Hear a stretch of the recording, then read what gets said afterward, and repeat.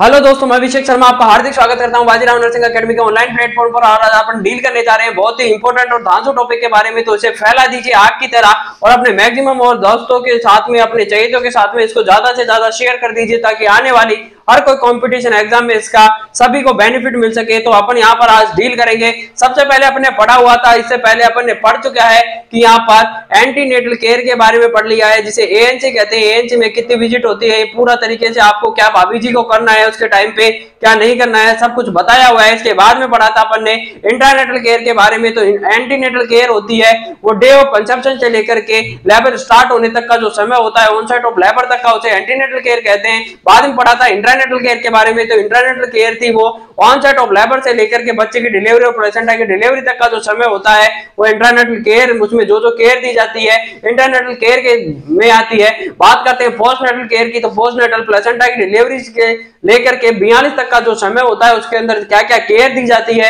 वो सभी केयर आती है। यहाँ पर आपको देखने को मिलेगी पोस्टनेटल केयर के नाम से जाना है। अपन ने अच्छी तरीके से 3 वीडियो बनाए हुए हैं, तो वहां जाकर के आप अच्छी तरीके से आपने पहले पढ़ा हुआ है, अच्छे से वहां पर डील किया हुआ है। इससे आगे बढ़ते हैं। अब जब नन्ना मुन्ना भाभी जी से रसगुल्ला पैदा होकर के बाहर आ गया एनवायरमेंट में, तो उसको क्या क्या देखने को मिलेगा। तो यहाँ पर उसमें वो कौन कौन सी कॉम्प्लिकेशन हो सकती है या वो कौन कौन सी आपको उसका असेसमेंट करना है, क्या क्या उसका असेसमेंट करेंगे, कैसे कैसे उसका असेसमेंट करना है, ये सब कुछ देखना है। आपको प्लेसेंटा केयर की डिलीवरी कैसे करनी है, कैसे क्लीन कोड को यूज करना है, कैसे उसका अम्लाइकल कोड को कटिंग करनी है, ये सब आपने पढ़ा हुआ है। आगे बढ़ते हैं इससे कि यहाँ पर आपके लिए कुछ मोटिवेशनल लाइन हो जाए कि यहाँ पर कि कर्म तुम्हारा कल होगा और कर्म विगर सच्चाई है तो कर्म कहाँ निष्फल होगा।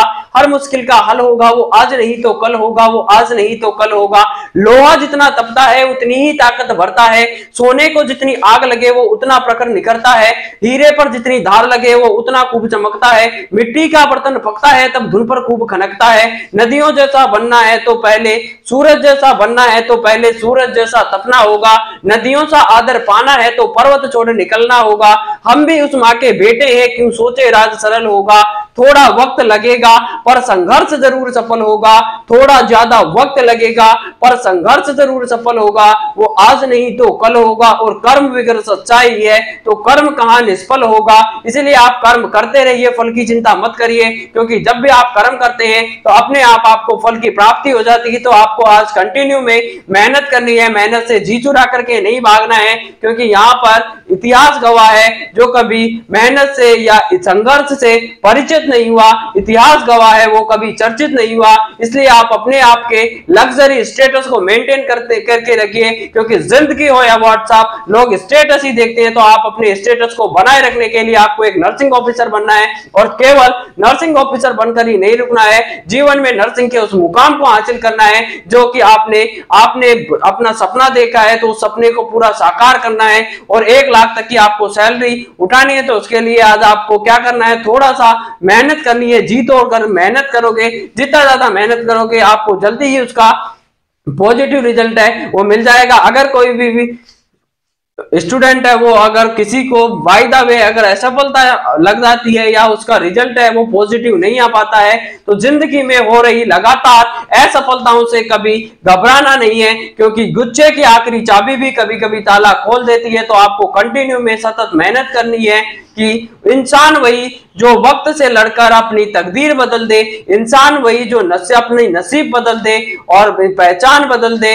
और कल क्या होगा ये कभी मत सोचो, क्योंकि क्या पता कल खुद अपनी तस्वीर बदल ले, कल खुद अपनी तस्वीर बदल ले। तो यहाँ पर कि क्या फर्क है खुदा और पीर में, क्या फर्क है किस्मत और तकदीर में। कभी मिले ऐसा सफलता तो निराश मत होना और सोचना कि कुछ इससे भी बेहतर लिखा था मेरी तकदीर में, कुछ इससे भी बेहतर लिखा था मेरी तकदीर में। तो आगे बात करते हैं यहाँ पर चाइल्ड हेल्थ के बारे में। तो चाइल्ड हेल्थ में अपन ने जहां पर भाभी जी से नन्ना मुन्ना रसगुल्ला आपने निकाल करके बाहर आ गया है एनवायरमेंट में, बाहर वाले एनवायरमेंट में आकर के नोक झोंक करने लग गया है, तो अब उसका क्या क्या आपको देखना है, क्या स्टेटस देखना है उसके बारे में। तो after the delivery of the newborn, newborn की डिलीवरी के बाद में उसका क्या क्या असेसमेंट करना है, तो उसको डिफरेंट एस्पेक्ट में उसका असेसमेंट करेंगे। तो उसका असेसमेंट करना है बेबी को या न्यूबॉर्न को असेसमेंट करना है। अब किस किस के लिए असेसमेंट करेंगे, तो असेसमेंट फॉर द, सबसे पहले उसको देखना है किसी तरीके का कोई रेस्पिरेटरी डिस्ट्रेस तो नहीं है या किसी तरीके का हाइपोक्सिया तो नहीं है। बात करते हैं किसके लिए असेस करना है, तो हाइपोक्सिया या रेस्पिरेटरी डिस्ट्रेस सिंड्रोम या आरडीएस के लिए क्या रेस्पिरेटरी किसी तरीके की कोई प्रॉब्लम तो नहीं है। अब बात कर लेते हैं हाइपोक्सिया का, तो एग्जाम में टर्म पूछ ली जाती है कि हाइपोक्सिया का मतलब क्या होता है। तो हाइपोक्सिया का मतलब होता है हाइपो का मतलब होता है कम होना, और मिया का होक्सिया का मतलब होता है ऑक्सीजन की टिश्यू या सेल्स में ऑक्सीजन की सप्लाई होती है, कम हो जाती है, तो उसे हाइपोक्सिया कहते हैं। बात करें हाइपोक्सीमिया की, तो मिया का मतलब होता है ब्लड, अगर ब्लड में ऑक्सीजन की सप्लाई कम होती है हाइपोक्सीमिया कहलाएगा। जबकि बात करें टिश्यू और सेल में अगर ऑक्सीजन की कमी होती है तो उसे हाइपोक्सिया के नाम से जानते हैं। बात करते हैं आरडीएस की, तो आरडीएस का मतलब होता है रेस्पिरेटरी डिस्ट्रेस सिंड्रोम। अब जब अपन रेस्पिरेटरी डिस्ट्रेस सिंड्रोम पढ़ेंगे तब इसको अच्छी तरीके से डील करेंगे, लेकिन आपकी नॉलेज के लिए यहां पर आपको ध्यान रखना है कि आरडीएस में वो कौन कौन से लक्षण आते हैं। तो आरडीएस के सिम्टम्स की बात करते हैं कि आरडीएस में कौन कौन से साइन एंड सिम्टम्स देखने को मिलेगा। तो सबसे पहले आरडीएस का जो साइन एंड सिम्टम होता है उसमें देखने को मिलता है, अगर किसी बच्चे को आरडीएस की प्रॉब्लम है तो उसमें सबसे पहले देखने को मिलेगी नेजल फ्लेयरिंग होती है। और नेजल फ्लेयरिंग बात करें तो फर्स्ट साइन देखने को मिलेगा आपको कि उसकी नेजल फ्लेयरिंग हो रही है। नेजल फ्लेयरिंग का मतलब होता है कि उसका जो नॉस्ट्रिल्स होते हैं, नॉस्ट्रिल्स का यहां से डायलेट हो जाना, नॉस्ट्रिल्स का डायलेशन हो जाना। जैसे आपने कभी देखा होगा कि जब भी आप कैसी ऐसे कमरे में चले जाते हैं जहां पर ऑक्सीजन की कमी है, या बात करें कि जब जैसे जैसे आप धरातल से ऊपर चले जाते हैं, ऊंचाई पर जाते हैं, तो वहां पर ऑक्सीजन की कमी होने लग जाती है, वायु दाब होता है वो कम हो जाता है। तो वहां पर आपको श्वास लेने के लिए आपके जो नाक के नॉस्ट्रिल्स होते हैं, नथुने होते हैं, वो ऐसे फूले फूले देखने को मिलेगा। तो अगर किसी बच्चे या न्यूबॉर्न में क्या है, सबसे पहले यहां पर कि अगर किसी में ऑक्सीजन की कमी है या रेस्पिरेटरी डिस्ट्रेस सिंड्रोम है, तो वहां पर सबसे पहले आने वाला जो साइन होता है नेजल फ्लेयरिंग देखने को मिलेगी। बच्चे के जो नथुने होंगे, जो नॉस्ट्रिल्स होती है वो डायलेटेड हो जाएगी, तो उसे नेजल फ्लेयरिंग के नाम से जानते हैं। सेकंड नंबर पे बात करें तो यहां पर जो साइन देखने को मिलेगा उस साइन का नाम है इंटर कोस्टल रिट्रैक्शन देखने को मिलेगा। इंटरकोस्टल रिट्रैक्शन की बात करते हैं, इंटर का मतलब होता है कोस्टल। सबसे पहले तो यहां पर कोस्टल का मतलब समझिए, तो कोस्टा का मतलब होता है रिब्स होगा। तो यहां पर इसका मीनिंग देखिए, इंटरकोस्टल रिट्रैक्शन। इंटरकोस्टल का रिट्रैक्शन का मतलब होता है जो रिब्स होती है बच्चे में, उसके बीच में जो रिब्स के बीच में मसल्स पाई जाती है उन्हें इंटरकोस्टल मसल्स के नाम से जानते हैं। तो मान लीजिए ये एक बच्चे का क्या है, स्टर्नम देखने को मिला। स्टर्नम में मैन्यूब्रियम बॉडी और जिफॉइड प्रोसेस होती है, ये वाला पार्ट होता है क्या कहलाता है यहां पर मैन्यूब्रियम। और मैन्यूब्रियम के बाद में जो पार्ट आता है ये वाला बीच वाला पार्ट है बॉडी कहलाएगा। जो नीचे वाला नुकीला हिस्सा होता है इसे नाम दिया जाता है जिफॉइड प्रोसेस। तो जिफॉइड मैन्यूब्रियम और बॉडी तीन पार्ट में डिवाइडेड होता है स्टर्नम, और यहां से इसमें क्या निकली हुई होती है, रिब्स निकली होती है। तो यहां पर 12 पेयर रिब्स होती है, जो टोटल बात करें तो 24 होगी, एक स्टर्नम मिला करके टोटल 25 होता है। तो यहां पर देखते हैं, यहां पर जो रिब्स है, अब ये रिब्स होगी मान लीजिए 1 2 3 4 5 6 7 और 8, ये मान लीजिए रिब्स है। अब रिब्स के बीच में जो ये स्पेस पाया जाता है और स्पेस में जो मसल्स होती है, इन मसल्स को नाम दिया जाता है, इन मसल्स को कहा जाता है इंटरकोस्टल मसल्स के नाम से जानते हैं। तो इनके बीच में जो रिब्स के बीच में जो मसल्स होती है उन्हें इंटरकोस्टल मसल्स के नाम से जानते हैं। तो इंटरकोस्टल रिट्रैक्शन का मतलब होता है कि जो रिब्स के बीच में मसल्स थी उनका अंदर की साइड धसा हुआ देखने को मिलेगा। जैसे ही बच्चा यहाँ पर क्या करता है, रेस्पिरेशन करता है, तो उसकी जो रिब्स होती है, रिब्स बीच में से आपको रिब्स के बीच में पसलियां धसी हुई दिखाई देती है। यहाँ पर आप कहते हैं कि पसलियां चल रही है, हिंदी में इसको कहा जाता है कि यहाँ पर पसलियां चल रही है, तो पसलियां चल रही है का मतलब होता है इंटरकोस्टल रिट्रैक्शन है। रिब्स के बीच में जो मसल्स होती है वो अंदर की साइड रिट्रैक्ट हो जाती है, धस जाती है, तो उसे इंटरकोस्टल रिट्रैक्शन के नाम से जानेंगे। बात करते हैं थर्ड नंबर पे जो साइन देखने को मिलेगा, यहाँ पर ग्रंटिंग साउंड आएगी। जब भी बच्चा यहाँ पर रेस्पिरेशन करेगा तो उसमें गड़गड़ की आवाज आती है, तो ग्रंटिंग साउंड आएगा। थर्ड नंबर पे ग्रंटिंग साउंड देखने को मिलता है। ग्रंटिंग साउंड का मतलब होता है गड़गड़ की आवाज आती है। जब भी बच्चा इंस्पिरेशन करेगा और एक्सपिरेशन करेगा तो उस टाइम पे क्या होता है, ग्रंटिंग साउंड देखने को मिलता है, जहां पर गड़गड़ की आवाज देखने को मिलेगी।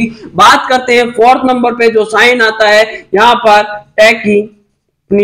टैकीपनिया एंड फिफ्थ नंबर पे जो साइन देखने को मिलेगा साइनोसिस। तो साइनोसिस और टैकीपनिया होते हैं वो बाद में होने वाले जो चेंजेस होते हैं। यहाँ पर सबसे पहले नेजल फ्लेयरिंग होती है, ताकि इसका मैकेनिज्म होती है फिजियोलॉजिकली इसको क्या कर सकते हैं, यहाँ पर रिड्यूस किया जा सकता है, या फिजियोलॉजिकल मैकेनिज्म से इसका कंपनसेशन के लिए सबसे पहले नेजल फ्लेयरिंग होगा, उसके बाद में इंटरनॉस्ट्रल रिट्रैक्शन देखने को मिलती है, ग्रंटिंग साउंड, टैकीपनिया होगा। टैकीपनिया का मतलब होता है increase the respiratory rate, RR का बढ़ जाना, टैकीपनिया कहलाता है। बात करें टैकीकार्डिया की तो हार्ट रेट का बढ़ जाना टैकीकार्डिया कहलाएगा। कम हो जाना, कम का मतलब ब्रैडीकार्डिया, तो ब्रैडीकार्डिया हार्ट रेट कम हो जाती है। टैकीपनिया में क्या होगा, रेस्पिरेशन रेट बढ़ेगी। बात करते हैं ब्रैडीपनिया, तो ब्रैडीपनिया में आरआर होती है रेस्पिरेटरी रेट का कम हो जाना। टैकीकार्डिया और ब्रैडीकार्डिया में ये देखने को मिलेगा। तो बात करते हैं टैकीपनिया देखने को मिलेगा।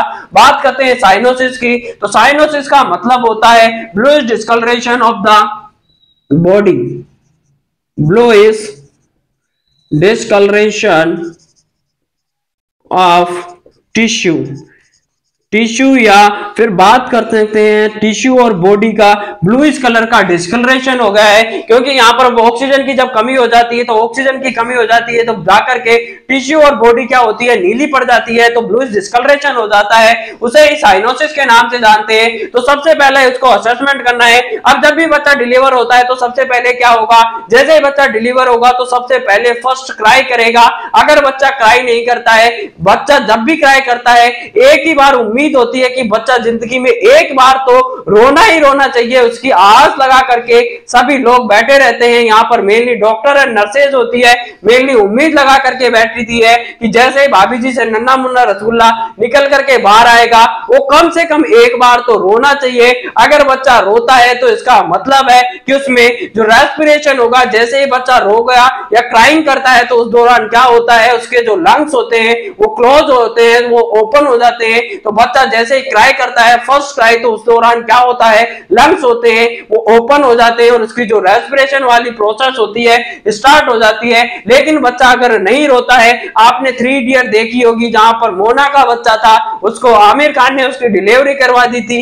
आमिर खान ने जैसे डिलीवरी करवाई तो सब खुश हो गए, वहां पर वायरस भी खुश हो गया, लेकिन बच्चा था वो रोया नहीं। उसके बाद में जो एक्टर्स थी उसने बोला कि इसको क्या करना है, सबसे पहले अगर बच्चा नहीं रोता है तो इसका मतलब है कि बच्चा है वो लाइव नहीं है, बच्चे में किसी तरीके की कोई क्रिटिकल समस्या है या प्रॉब्लम है। तो सबसे पहले एक बार तो बच्चा रोता है तो सभी खुश होते हैं, लेकिन बच्चा जब नालायक बार बार में रोता है, होने के बाद एक बार रो लिया उसके बाद में चुप होने का नाम नहीं लेता है, सब लोग आस पड़ोस वाले, यहाँ तक कि सबसे पहले हॉस्पिटल में नर्सेज डॉक्टर परेशान हो जाते हैं। बाद में जब घर आता है तो उसके पूरे परिवार वाले परेशान हो जाएंगे, आस पड़ोस वाले परेशान हो जाते हैं। तो यहाँ पर बात करनी है, सबसे पहले रोता है, उसकी सभी को उम्मीद होती है रोना भी चाहिए। अगर रोएगा नहीं तो उसके लंग्स है इमेच्योर लंग्स थे, वो क्लोज थे, तो ओपन नहीं होंगे, तो रेस्पिरेशन की प्रोसेस स्टार्ट नहीं होगी। बच्चा होगा वो उसमें क्या हो सकता है, साइनोसिस और डेथ देखने को मिल सकती है। आगे अपन बढ़ते हैं कि यहाँ पर क्या देखने को मिलेगा। तो अपन ने अच्छी तरीके से इस टॉपिक को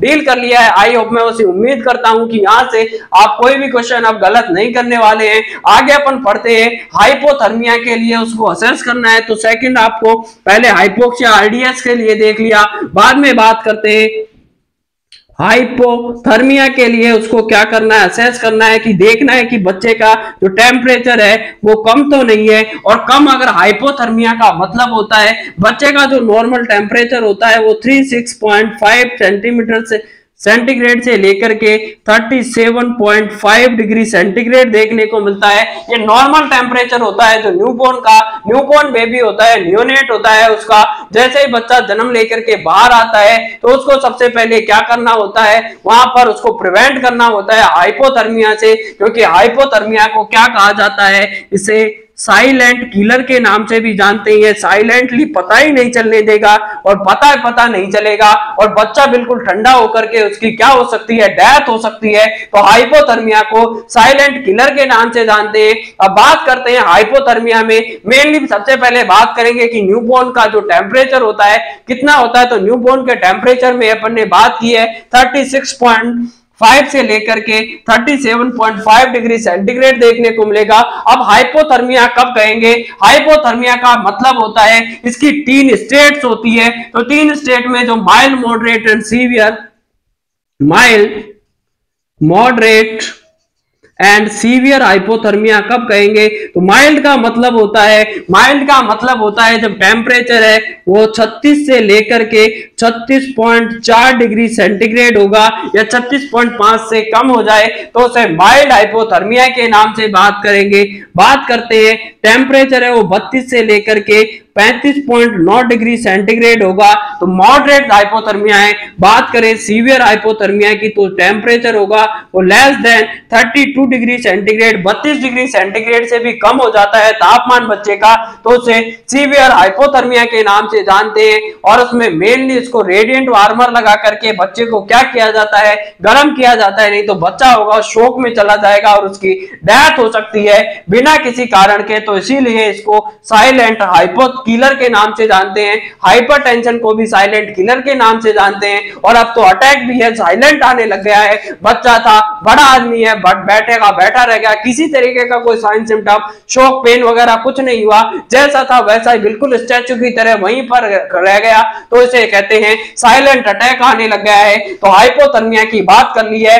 नॉर्मल टेम्परेचर था 36.5 से 37.5 डिग्री सेंटीग्रेड देखने को मिलेगा, साइलेंट किलर के नाम से जानते हैं। माइल्ड, मॉडरेट, सीवियर 3 स्टेज होती है। माइल्ड में 36 से लेकर 36.4 डिग्री सेंटीग्रेड होगा, मॉडरेट में टेम्परेचर होता है 32 से 35.9 डिग्री सेंटीग्रेड, सीवियर होगा इसे बात कहते हैं लेस देन 32 डिग्री सेंटीग्रेड। तो माइल्ड को नाम दिया जाता है, कोल्ड के नाम से भी जानते हैं, कोल्ड स्ट्रेस के नाम से है, कोल्ड के जो टेम्परेचर होता है इसी के नाम से इसका दूसरा नाम है तो कोल्ड स्ट्रेस के नाम से भी जानते हैं। यहाँ पर माइल्ड हाइपोथर्मिया को तो यहाँ पर प्रिवेंट करता है। बात करते हैं यहाँ पर अब हाइपो के बारे में पूछ लिया तो हाइपर के बारे में भी बात कर लेते हैं कि टेम्परेचर बढ़ा हुआ होता है कितना क्या होता है। तो यहाँ पर हाइपर टेम्परेचर की बात करते हैं तो हाइपर में क्या होगा, फीवर कब कहेंगे तो फीवर होता है वो कब कहा जाता है जब उसका टेम्परेचर 99 डिग्री से ज्यादा हो जाए या 38 डिग्री सेंटीग्रेड से ज्यादा या 37.5 डिग्री सेंटीग्रेड से ज्यादा हो, 99 डिग्री फ़ारेनहाइट से ज्यादा है तो उसको कहेंगे कि फीवर है। बात कर लेते हैं फीवर की तो 99 से लेकर 100 तक का माइल्ड होता है। मॉडरेट होगा वो 100 से लेकर 103, 103 से 105 होता है वो मॉडरेट के बाद में सीवियर एंड हाइपर पायरेक्सिया जो एग्जाम में मेनली क्वेश्चन पूछा जाता है कि हाइपर पायरेक्सिया कब होता है। तो हाइपर पायरेक्सिया में फीवर का जो टेम्परेचर होता है, बॉडी का जो टेम्परेचर होगा वो चला जाएगा 105 से ज्यादा। तो ये भी आप लिख लीजिए यहाँ पर कि यहाँ पर फीवर कब देखने को मिलेगा, कब कहते हैं फीवर। तो फीवर को अपन अलग से डील करेंगे, लेकिन अभी आपके लिए यहाँ पर कोई एक क्वेश्चन आपके लिए तैयार करवा देता हूं मैं जो आने वाले एग्जाम में पूछा जाता है। और मेनली जो क्वेश्चन पूछा जाता है हाइपरथर्मिया से पूछा जाएगा कि उसको कब आप हाइपर पायरेक्सिया कब कहेंगे। तो हाइपर पायरेक्सिया का मतलब होता है यूथर्मिया की बात करें तो 37 डिग्री सेंटीग्रेड या 98.6 डिग्री फ़ारेनहाइट को यूथर्मिया का कहा जाता है। यू का मतलब होता है नॉर्मल। तो नॉर्मल में बात कर लेते हैं यहाँ पर पायरेक्सिया की तो पायरेक्सिया का मतलब होता है बॉडी टेम्परेचर का बढ़ जाना और बॉडी टेम्परेचर का बढ़ जाना 99 डिग्री फ़ारेनहाइट से 38 डिग्री सेंटीग्रेड या तो 99 डिग्री फ़ारेनहाइट या 38 डिग्री सेंटीग्रेड से ज्यादा टेम्परेचर का बढ़ जाना क्या कहलाता है, पायरेक्सिया या फीवर के नाम से जानते हैं। तो यहाँ पर माइल्ड, अब कब कब इसको पायरेक्सिया कहेंगे तो mild pyrexia, moderate, severe and hyper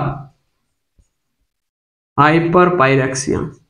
बात कर लेते हैं यहाँ पर माइल्ड की, तो माइल्ड में 99 डिग्री फ़ारेनहाइट से लेकर के 100 डिग्री फ़ारेनहाइट है, तो माइल्ड टेम्परेचर या माइल्ड पायरेक्सिया कहेंगे। मॉडरेट में होता है 100 से लेकर के 103 डिग्री फ़ारेनहाइट का टेम्परेचर होगा, मॉडरेट है। सीवियर की बात करते हैं 103 से लेकर के 105 डिग्री फ़ारेनहाइट का टेम्परेचर है, तो कहेंगे सीवियर।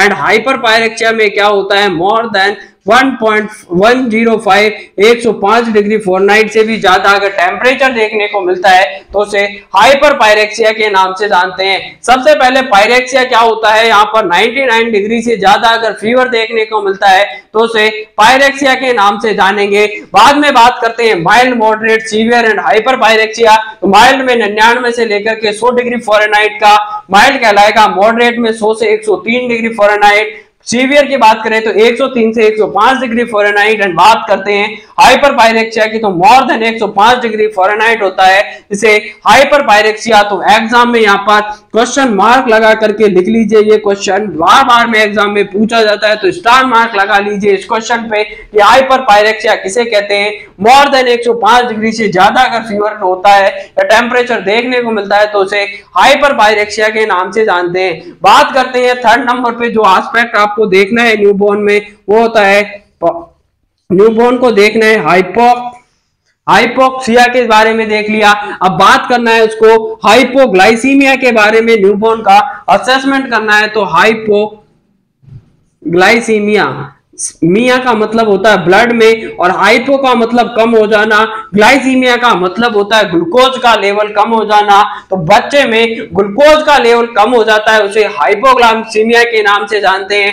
हाइपो का मतलब कम, ग्लाइस का मतलब होता है ग्लूकोज का या शुगर का लेवल, और ब्लड में अगर ग्लूकोज या शुगर का लेवल कम होता है तो उसे हाइपो कहते हैं, जबकि ज्यादा हो जाता है तो उसे हाइपर के नाम से जानते हैं। तो यहाँ पर आपको देखना है। अब बात कर लेते हैं न्यूबॉर्न में कि न्यूबॉर्न में जो नॉर्मल ब्लड ग्लूकोज लेवल होता है वो कितना होता है। तो न्यूबॉर्न में बात करें कि फर्स्ट डे, जिस दिन बच्चा पैदा हुआ है तो फर्स्ट डे कितना देखने को मिलेगा, उसे नॉर्मल कहेंगे। तो अगर बच्चे का ब्लड ग्लूकोज लेवल 40 से 60 mg/dl है तो उसे नॉर्मल कहते हैं। लेकिन आफ्टर फर्स्ट डे के बाद में, आफ्टर फर्स्ट डे, एक दिन के बाद में अगर ब्लड ग्लूकोज लेवल होगा वो 50 से लेकर के 90 mg/dl होता है तो उसे नाम दिया जाता है नॉर्मल ब्लड ग्लूकोज लेवल है। अगर मान लीजिए कोई बच्चा था, नन्ना मुन्ना रसगुल्ला है भाभी जी का, वो जन्म हो लिया है और जन्म के कुछ देर बाद में या 1-2-4 घंटे बाद में उसका आरबीएस किया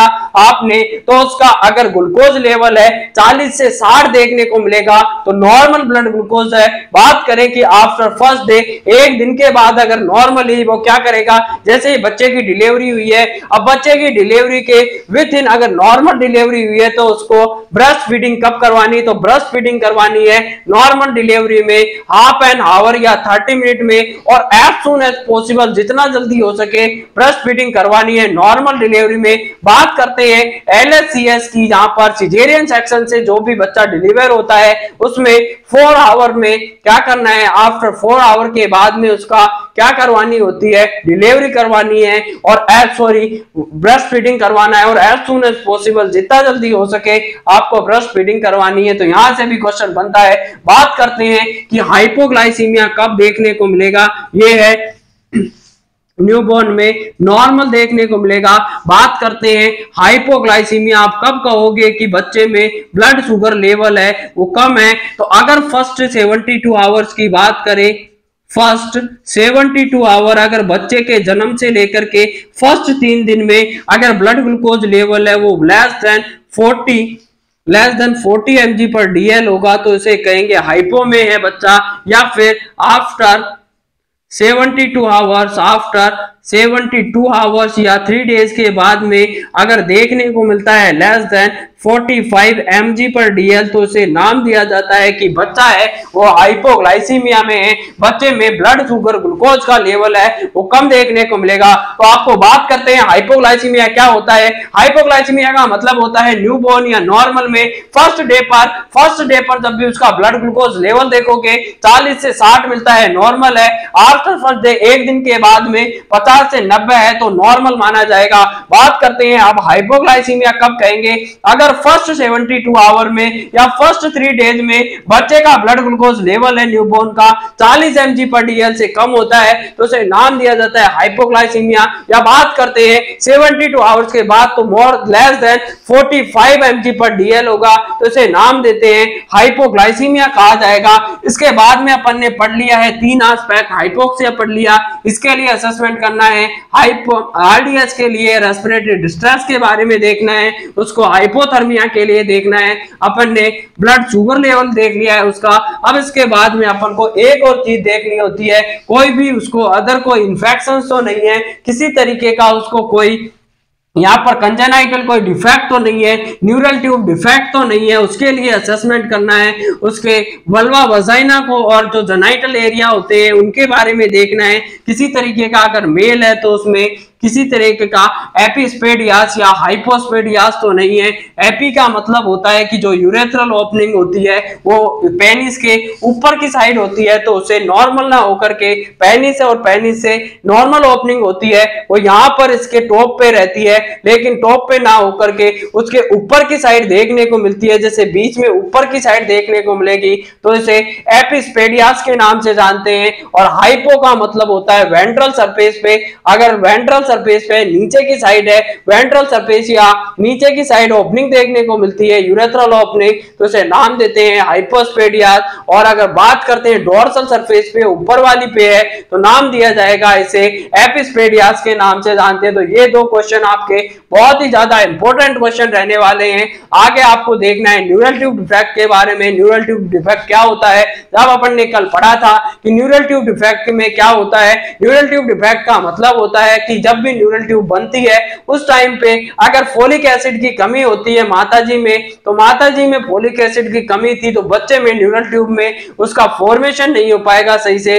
और जो ब्रेन और स्पाइनल की जो कैविटी होती है वो ओपन रह जाती है, इसे ही न्यूरल ट्यूब डिफेक्ट के नाम से जानते हैं। इसमें मेनली बहुत सारे अपन टाइप पढ़ेंगे आगे कि यहाँ पर क्या क्या देखने को मिलता है। यहाँ पर तो मैं आगे मेनिंगोसील आगे न्यूरल ट्यूब डिफेक्ट के बारे में बहुत अच्छी तरीके से पढ़ने वाले हैं, तो अलग से उसका टॉपिक जब भी अपन पीडीएफ पढ़ेंगे सब कुछ पढ़ने वाले हैं। तो 1 बाय 1 तो इसे फैला दीजिए और मैक्सिमम अपने दोस्तों तक इसको शेयर कर दीजिए ताकि आने वाली सभी क्लासों का आप इसके साथ साथ आपको जो प्रैक्टिकल पोर्शन है, मैं प्रैक्टिकल पोर्शन का भी वीडियो आपको, जैसे मैंने कल आपको एक वेंटिलेटर के बारे में वीडियो डाला था, वैसे ही पूरे प्रोसीजर एक एक क्या क्या आईसीयू में कौन से इंस्ट्रूमेंट होते हैं, क्या उनका यूज होता है, क्या क्या इसका टेक्निकली यूज है, क्या क्या यहाँ से एग्जाम में जहां पर आपकी एग्जाम में यूज पूछा जाता है, इमेजें दी जाती है, तो वो सभी टॉपिक मैं कवर करवाने वाला हूं। एक एक करके आपको हॉस्पिटल से वहां पर बिल्कुल पूरी तरीके से लाइव में आपको दिखाया जाएगा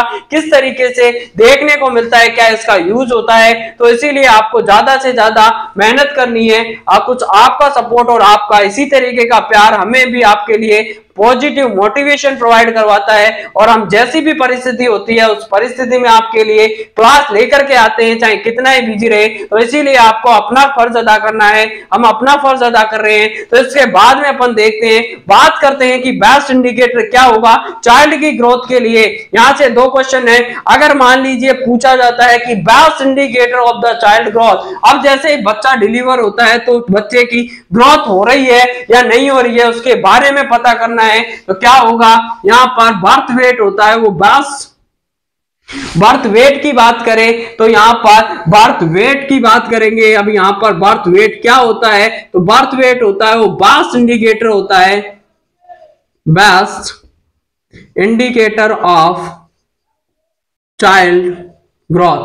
चाइल्ड की ग्रोथ हो रही है नहीं हो रही है, अगर उसका पता लगाना है तो उसको जो इंडिकेट करता है या प्रदर्शित करता है वो करेगा बर्थ वेट है। अगर बच्चे की ग्रोथ हुई है नहीं हुई है उसका पता लगाना है तो उसका आपको वेट मेजरमेंट करना है, और वेट मेजरमेंट जैसे बच्चा जन्म लेता है, न्यूबॉर्न पैदा होता है, उसके विद इन 1 आवर्स में उसका बर्थ का वेट करके आपको रिकॉर्ड करना है, ताकि आने वाले जो भी इश्यूज है उसके लिए उसका बर्थ का वेट आपको इंपॉर्टेंट होता है कि वहां पर रिकॉर्डिंग करनी होती है। तो बर्थ वेट होता है बेस्ट इंडिकेटर होता है चाइल्ड ग्रोथ का। जबकि मैं बात करूं, सेकंड क्वेश्चन पूछा जाता है मिड अपर आर्म सर्कमफेरेंस या MUAC, mid upper arm circumference best indicator होता है न्यूट्रिशनल लेवल का, best indicator of nutritional assessment. Nutritional assessment का जो बेस्ट इंडिकेटर होता है वो कौन होगा, तो यहाँ पर बेस्ट इंडिकेटर होता है न्यूट्रिशनल असेसमेंट का, वो देखने को मिलेगा मिड अपर आर्म सर्कमफेरेंस, जो कि सॉकेट टेप से मेजर किया जाता है। यहाँ पर अपन एक एक के बारे में, सबके बारे में डील करेंगे। सबसे पहले बात करनी है बर्थ वेट। अब बर्थ वेट के बारे में पढ़ रहे हैं तो बेस्ट इंडिकेटर होता है ये कि बर्थ वेट, जिसका बर्थ वेट है, बर्थ वेट किसका होगा, बच्चे का जन्म का जो वेट होता है ये बताता है या इंडिकेट करता है कि चाइल्ड की ग्रोथ हो रही है या नहीं हुई है, तो चाइल्ड की ग्रोथ के बारे में बताएगा, बेस्ट इंडिकेटर होगा बर्थ वेट। बात करते हैं सेकंड नंबर पे, तो सेकंड नंबर पे जो आता है वो आता है यहाँ पर आपको मिड अपर आर्म सर्कमफेरेंस देखने को मिलेगा। और मिड अपर आर्म सर्कमफेरेंस का मतलब होता है ये बेस्ट इंडिकेटर होता है न्यूट्रिशनल स्टेटस के बारे में बताने के लिए कि बच्चा कहीं मालनरिश तो नहीं है, ओबेसिटी तो नहीं है उसको, या मालनरिश है या नॉर्मल है, उसके बारे में बताता है। तो ये बताएगा न्यूट्रिशनल असेसमेंट के बारे में मिड अपर आर्म सर्कमफेरेंस से पता करता है। और मिड अपर आर्म सर्कमफेरेंस को मेजर किया जाता है बाय साकी टेप। अब साकी टेप ले जा करके आप जैसे ही कम्युनिटी हेल्थ ऑफिसर या कम्युनिटी हेल्थ नर्स बन करके जब कम्युनिटी में अपनी सेवाएं दोगे तो उस टाइम पे आपको एक साकी टेप रखनी है। और साकी टेप से क्या करना है, बच्चे का क्या करना है, मिड अपर आर्म सर्कमफेरेंस होता है, mid upper arm circumference, upper arm circumference में मिड से उसका क्या करना होता है, उसका सर्कमफेरेंस मेजर करना है। तो यहाँ पर मिड अपर आर्म सर्कमफेरेंस को मेजर करने के लिए साकी टेप का यूज करते हैं। जबकि बात करें कि बर्थ वेट का मेजरमेंट करने के लिए यहां पर क्या यूज करेंगे, बर्थ वेट मेजरमेंट। तो आपको यहां से हर कोई क्वेश्चन इंपॉर्टेंट है, यहां से क्वेश्चन आपका लाइन बाय लाइन इसको लिखते रहना है कि बर्थ वेट का मेजरमेंट करने के लिए क्या यूज किया जाता है कम्युनिटी में। तो बर्थ वेट का मेजरमेंट करने के लिए कम्युनिटी में यूज किया जाता है साल्टर स्केल, शाल्टर स्केल का यूज करेंगे। आपने देखा होगा एक छोटा सा इंस्ट्रूमेंट होता है जिसमें बच्चे को यहां से कपड़े में लिपेट करके ऐसे बांध करके उठाया जाता है और वो बच्चे में जो स्प्रिंग होती है वो बता देती है नीचे कि उसका जितना वेट होगा उसके बारे में। तो जो मशीन होती है शाल्टर स्केल होती है। तो यहां पर भी आपको दो क्वेश्चन है, इनको नोटिस करना है, यहां से भी एग्जाम में क्वेश्चन आते रहते हैं। बात कर लेते हैं बर्थ वेट की कि बर्थ वेट कितना क्या देखने को मिलेगा। तो बर्थ वेट होता है, नॉर्मल की बात करें कि बर्थ वेट कितना देखने को मिलेगा, तो नॉर्मल बर्थ वेट होता है वो मेनली देखने को मिलता है यहाँ पर इंडिया में बात करें तो इंडिया में 2.7 to 2.9 किलोग्राम का बच्चे होते हैं यहाँ पर इंडिया में। और LBWs की बात करें तो LBW 18%, जिनमें से क्या होते हैं 18% ऐसे बच्चे होते हैं जिनका वेट 2.5 से कम होता है, तो 18% LBW देखने को मिलेंगे। बात करते हैं, ये इंडिया का है, ये जो आंकड़े मैं बता रहा हूं यहाँ पर ये इंडिया के आंकड़े हैं। बात करते हैं वर्ल्ड के आंकड़े के बारे में, तो वर्ल्ड में जो बच्चे का वजन देखने को मिलता है 3.5 से लेकर के यहाँ पर मेनली देखने को मिलता है। तो यहाँ पर बात करते हैं 3.3 से लेकर के यहाँ पर बर्थ वेट देखने को मिलेगा, 3.5 केजी देखने को मिलेगा। ये आंकड़े हैं आपके वर्ल्ड के। वर्ल्ड में क्या देखने को मिलता है कि बच्चे का बर्थ वेट होता है वो, और 15% यहाँ पर LBW केस देखने को मिलेंगे। तो यहाँ पर भी एक क्वेश्चन है कि बर्थ वेट कितना होता है, तो नॉर्मल बर्थ वेट है इंडिया की बात करें तो 2.7 से लेकर 2.9 होगा। बात कर लेते हैं ऐसे अब नॉर्मल की बात करें कि नॉर्मल बर्थ वेट कितना होता है, तो यहाँ पर ये आंकड़े के बारे में होगा, लेकिन अपन नॉर्मली जो रेशियो में बात करते हैं नॉर्मल बर्थ वेट के बारे में, तो नॉर्मल जो बर्थ वेट होता है आपको आंसर देना होता है एग्जाम में। जब भी आंसर तो नॉर्मल बर्थ वेट का जो आंसर रहने वाला है वो यहाँ पर 3 kg आप नॉर्मल मान सकते हैं, क्योंकि एट एन एवरेज की बात करते हैं 3 kg होगा। मेनली जो 2.5 से लेकर के 3.5 केजी बर्थ का वेट देखने को मिलता है। तो एट एन एवरेज जब भी एग्जाम में क्वेश्चन आए 2.5 हो, 3.5 हो, 3 और 4 हो, तो वहां पर आंसर देना होगा।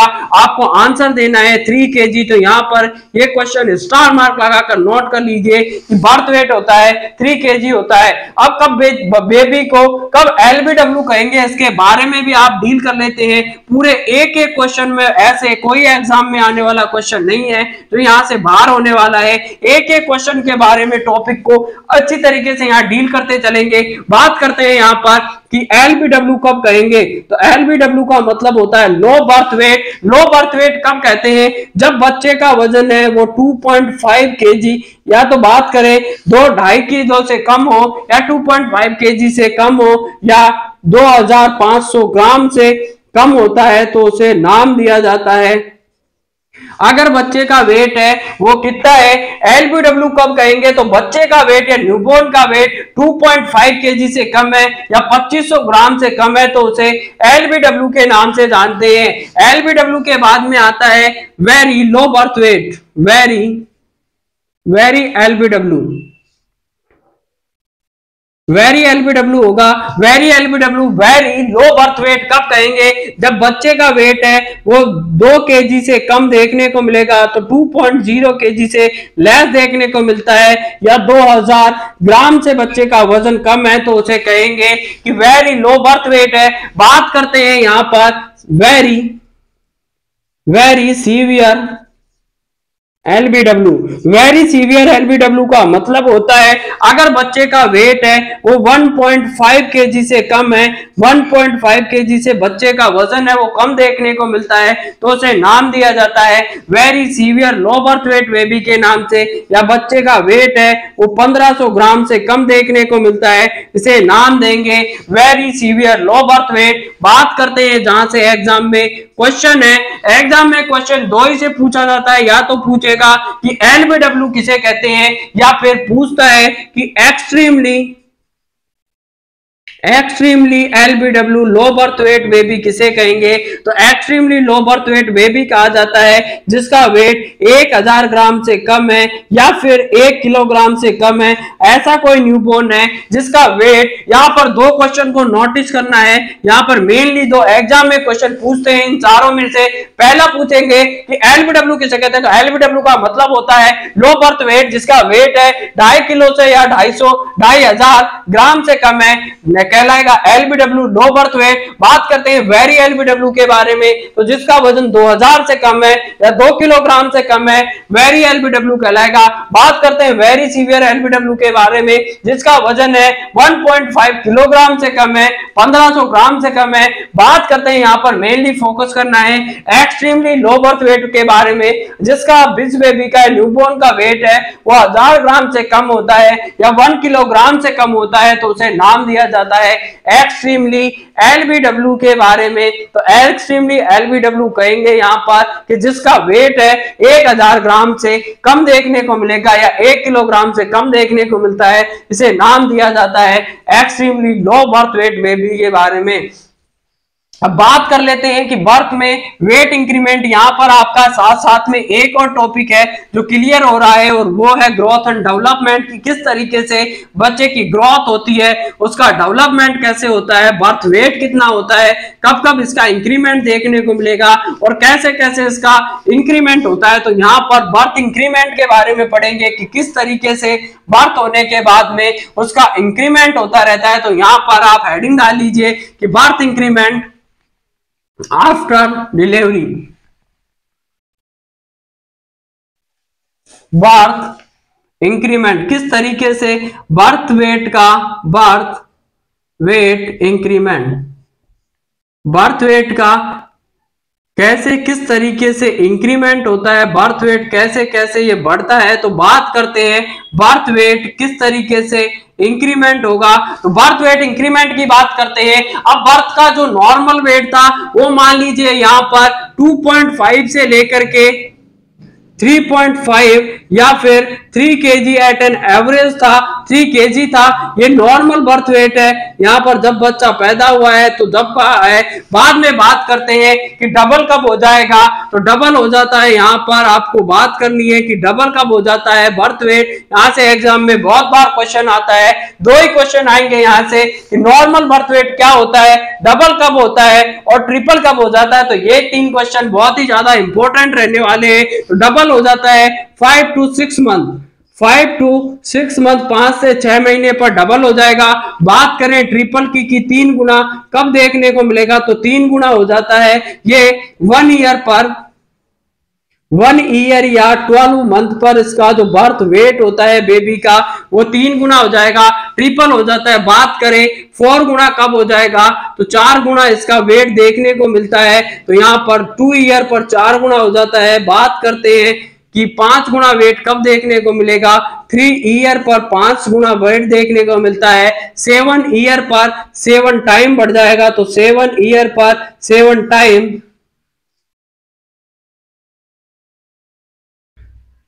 7 टाइम, तो 7 टाइम कब बढ़ता है, तो 7 टाइम बढ़ेगा 7 ईयर पर देखने को मिलता है। तो 7 टाइम कब बढ़ जाता है, 7 ईयर पर, और 10 टाइम उसका वेट कब इंक्रीमेंट हो जाएगा। तो मान लीजिए अगर बच्चा है वो कब उसका वेट है 3 किलो का है, जब उसका वजन किया गया, जब बच्चा पैदा हुआ और उसका वेट किया गया तो उसका वेट था 3 किलो, तो डबल 6 किलो हो जाएगा 5 से 6 महीने पे, और 3 3 9 हो जाएगा 1 साल पर। आगे बढ़ते हैं कि 4 गुना कब होगा, 2 साल पर, 5 गुना हो जाता है 3 साल पर, 7 गुना हो जाएगा 7 साल पर, और 10 साल पर जाते जाते 3 को 10 से गुणा करोगे तो 30 किलो का बच्चा हो जाता है। 10 ईयर पर देखने को मिलेगा, या 10 ईयर पर इसका बर्थ इंक्रीमेंट देखने को मिलता है। अब बात करते हैं किस तरीके से या मंथ में कब कब और कितना वेट बढ़ता है। तो यहां पर बात करते हैं कि 0 से लेकर के बच्चा 3 मंथ तक का होगा तो उसका कितना वेट इंक्रीमेंट होगा। तो यहां पर डेली 200 ग्राम यहां पर वेट इंक्रीमेंट होता है 0 से 3 मंथ में, तो 200 ग्राम पर वीक के हिसाब से वेट का इंक्रीमेंट देखने को मिलेगा। तो पर वीक कितना वेट इंक्रीमेंट हो रहा है, तो यहां पर वीक होता है, डे नहीं होता है मेरे दोस्तों। 0 से 3 मंथ पे, 0 से लेकर 3 मंथ का बच्चा होगा, पर वीक उसका 200 ग्राम वेट इंक्रीमेंट रहने वाला है। बात करते हैं 4 से लेकर के 6 मंथ तक का बच्चा होगा, उसका वेट इंक्रीमेंट होगा वो 150 ग्राम पर वीक के हिसाब से 150 ग्राम बढ़ता चला जाएगा। बात करते हैं 7 से लेकर के 9 मंथ में कि 7 से 9 मंथ में कितना वेट इंक्रीमेंट होता है, तो 100 ग्राम पर वीक के हिसाब से 100 ग्राम उसका वेट इंक्रीमेंट होगा। बात करें 10 से लेकर के 12 मंथ का जो बच्चा रहने वाला है उसमें जो बर्थ का वेट इंक्रीमेंट होगा, वेट इंक्रीमेंट होता है 50 ग्राम पर वीक में कितना देखने को मिलेगा, 50 ग्राम। इसको समझने के लिए बच्चा जब 0 से लेकर 3 महीने का होगा तो तब तक उसका डेली मान लीजिए उसका पर वीक वेट होगा वो 200 ग्राम पर वीक के हिसाब से बढ़ेगा। अगर बच्चा है एज में आ गया है, उसका जो एज है वो 4 से 6 मंथ की है, तो उसमें इंक्रीमेंट होगा 150 ग्राम पर वीक बढ़ा हुआ वजन देखने को मिलेगा। अगर बच्चा है 7 से 9 महीने के बीच में आ रहा है तो 100 ग्राम पर वीक बढ़ेगा उसका वेट। और अगर बच्चा है और न्यूबॉर्न है 10 से लेकर के 12 मंथ तक का हो गया है, इन्फेंट वाली एज में 10 से 12 मंथ का है, तो 50 ग्राम पर वीक के हिसाब से इसका वेट बढ़ने वाला है। बात करते हैं यहाँ पर 1 से 3 साल की, तो 1 से लेकर के 3 ईयर तक यहाँ पर वेट बढ़ेगा, और वो वेट बढ़ने वाला है यहाँ पर 2.5 kg पर ईयर के हिसाब से वेट बढ़ेगा। बात करें कि 3 to 5 ईयर में इसका जो वेट इंक्रीमेंट होने वाला है वो 2 kg पर ईयर के हिसाब से इसका वेट बढ़ने वाला है। तो यहाँ पर आपने नॉर्मल देख लिया है कि 0 से 3 मंथ में 200 ग्राम बढ़ेगा, 4 से 6 में 150 ग्राम पर वीक बढ़ेगा, 7 से 9 का होगा तो 100 ग्राम पर वीक बढ़ेगा, 10 से 12 मंथ का हो गया तो 50 ग्राम पर वीक उसका वेट बढ़ेगा। 1 से 3 ईयर का है या तो इसका वेट बढ़ेगा 2.5 kg पर ईयर के हिसाब से, और 3 to 5 ईयर का है तो 2 kg पर ईयर के हिसाब से वेट इंक्रीमेंट रहने वाला है। तो इसके बाद में अपन यहाँ पर पढ़ने वाले हैं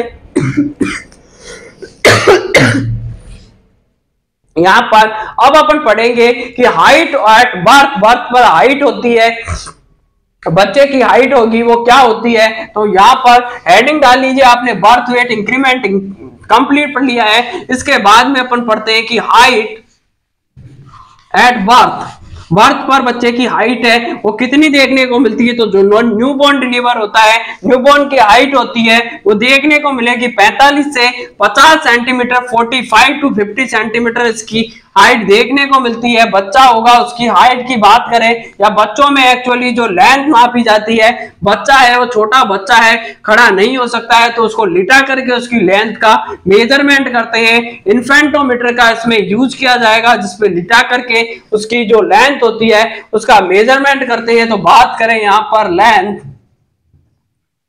लेंथ या हाइट ऑफ न्यूबॉर्न, न्यूबॉर्न की जो लेंथ और हाइट होती है, तो वो लेंथ होगी वो होती है 45 टू 50 सेंटीमीटर का। बच्चा नन्ना मुन्ना रसगुल्ला है वो 45 से 50 सेंटीमीटर का देखने को मिलेगा।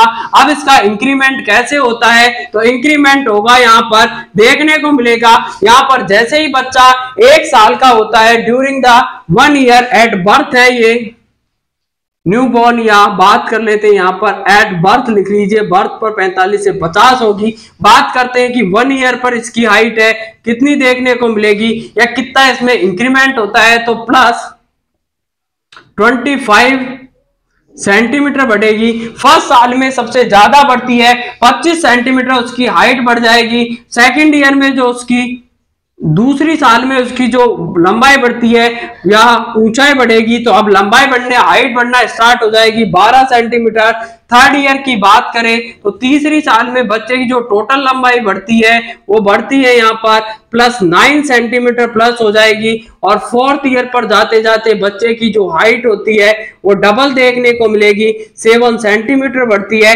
बात करते हैं अगर मान लीजिए न्यूबॉर्न की हाइट थी 50 थी, तो एक साल पर वो 50% उसका इंक्रीमेंट हो गया, तो यहाँ पर 50 प्लस 25 75 हो जाएगी। 75 प्लस 2 साल पे 12, उसमें जब प्लस करोगे 87 के बाद में जब 9 प्लस करते हैं तो यहाँ पर 96 देखने को मिलेगा।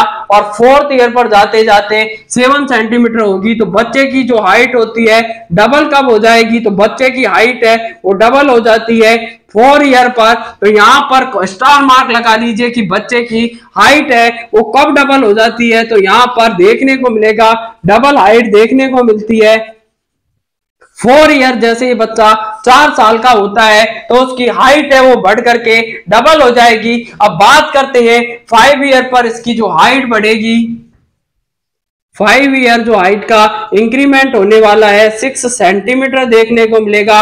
बात करते हैं कि ट्रिपल कब हो जाती है, तो यहाँ पर एग्जाम में आने वाला एक और क्वेश्चन है, या ट्रिपल हाइट कब देखने को मिलेगी, तो 13 साल पर जो हाइट होती है उसका ट्रिपल देखने को मिलेगा। 13 ईयर पर हाइट है वो ट्रिपल हो जाएगी और 150 सेंटीमीटर देखने को मिलती है, जो कि ट्रिपल है, डबल होती है 4 साल पर, जबकि ट्रिपल हो जाएगी 3 गुना बढ़ जाती है। तो ट्रिपल हाइट देखने को मिलती है 13 ईयर पर देखने को मिलेगी। तो 13 ईयर पर 13 साल पर बच्चा होता है उसकी हाइट बढ़कर के 3 गुना हो जाती है। तो एग्जाम में क्वेश्चन यहीं से पूछा जाएगा कि नॉर्मल हाइट कितनी होती है या नॉर्मल लेंथ कितनी होती है बच्चे की, तो नॉर्मल हाइट होगी वो 45 से 50 सेंटीमीटर होती है, डबल हो जाती है 4 साल पर बढ़कर के 100 सेंटीमीटर हो जाएगी। तो यहाँ पर हाइट है 100 से लेकर के 104 सेंटीमीटर देखने को मिलेगी। बात करते हैं कि ट्रिपल कब हो जाती है, 13 साल पर 150 सेंटीमीटर हो जाएगी, जो कि नॉर्मल हाइट की कितनी गुना हो जाती है, 3 गुना हो जाती है।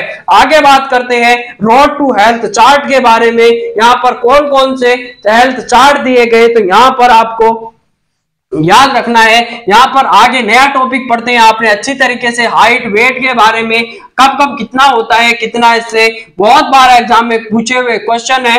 आने वाली जो भी कॉम्पिटेटिव एग्जाम है उनमें पूछने की बहुत ज्यादा प्रोबेबिलिटी रखते हैं ऐसे क्वेश्चन की, डबल कब होता है, ट्रिपल कब होता है और नॉर्मल कितनी होती है। कम से कम ये 3 क्वेश्चन तो आपको यहाँ से याद ही रखने हैं, और क्वेश्चन भूल जाओगे काम चल जाएगा, लेकिन डबल नॉर्मल और ट्रिपल कब होती है ये आपको मेनली याद रखना है।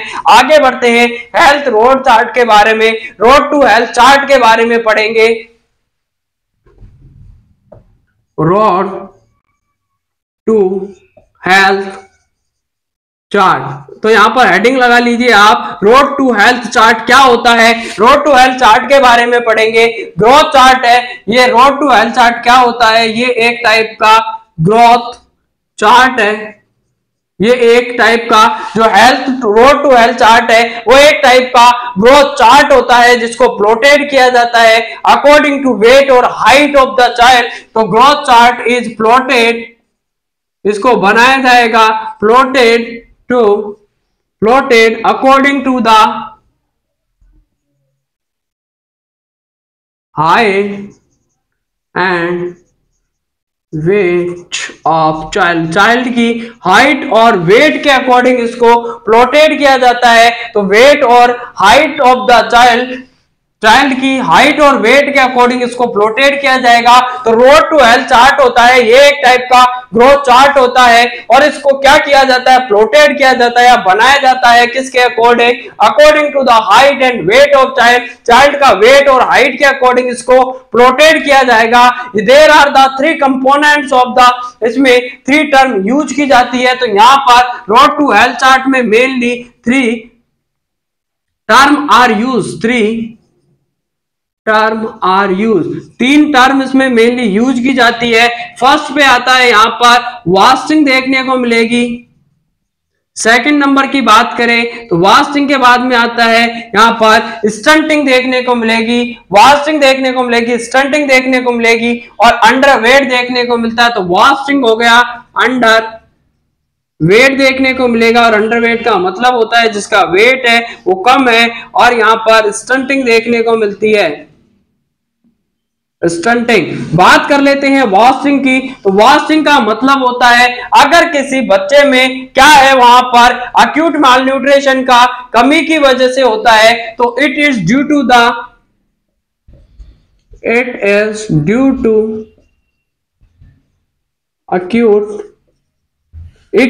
टू द डेफिशिएंसी, यहां पर आपको ऐड करना है डेफिशिएंसी ऑफ अक्यूट मालन्यूट्रिशन। अगर किसी बच्चे में अक्यूट मालन्यूट्रिशन की कमी हुई है, अगर अभी बच्चे में मालन्यूट्रिशन की कमी हुई है तो उसे वास्टिंग के नाम से जानते हैं। तो it is due to the acute malnutrition के कारण होती है। अक्यूट मालन्यूट्रिशन में डेफिशिएंसी हो जाती है तो इसमें क्या देखने को मिलेगा, न्यूट्रिशन में कमी देखने को मिलती है। तो अक्यूट है प्रॉब्लम तो वास्टिंग के नाम से जानी जाएगी।